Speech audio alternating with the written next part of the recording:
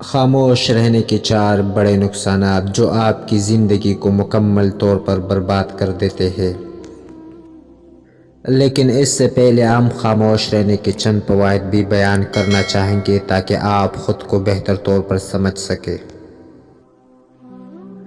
خاموش رہنے کے 4 بڑے فائدے۔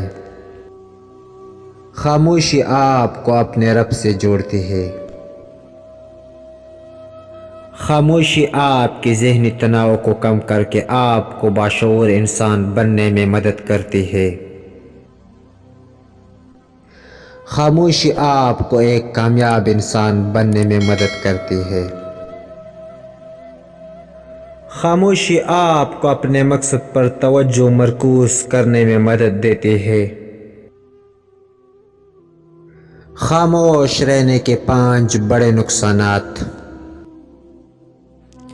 لوگ آپ سے دوستی نہیں کریں گے کیونکہ ان کے لیے آپ کو سمجھنا اور جاننا مشکل ہے۔ لوگ آپ کو اپنے مطلب کے لیے استعمال کریں گے کیونکہ خاموش انسان عام طور پر ایک اچھا انسان ہوتا ہے۔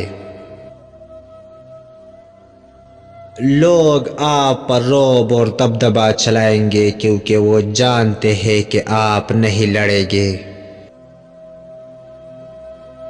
لوگ آپ کو ایک متکبر شخص سمجھیں گے۔ لوگ سوچیں گے کہ آپ ایک شرمیلے انسان ہیں۔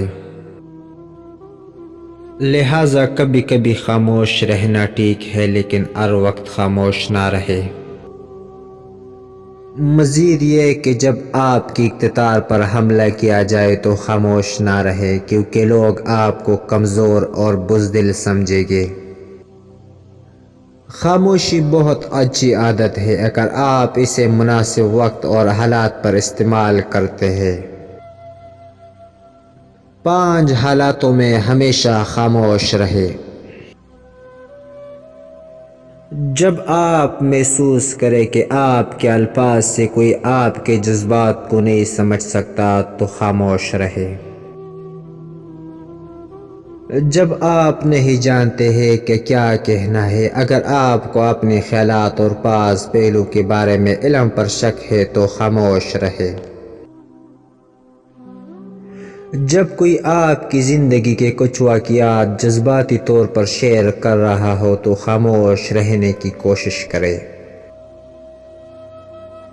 جب کوئی دوسرے شخص پر تنقید کر رہا ہو تو آپ کو اس قسم کی منفیت کا حصہ بننے کی ضرورت نہیں، اس وقت بھی خاموش رہیں۔